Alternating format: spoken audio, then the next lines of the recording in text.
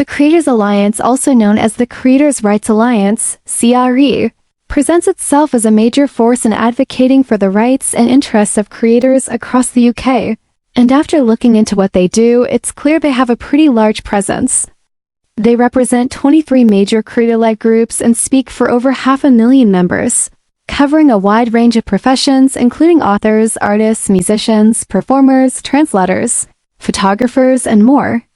Their focus seems to be on shaping policies that support fair contract terms, better working conditions, and protecting intellectual property rights, which are all important areas for anyone working in creative fields.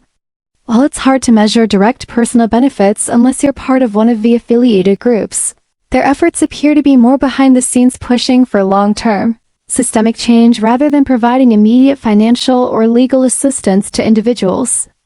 Some might feel that it's just another bureaucratic layer without real influence, while others may appreciate that such a coalition exists to raise collective concerns at a higher level. So, depending on your expectations, it might either seem like a meaningful industry voice or just another name among many that claims to support creators without clear, direct impact.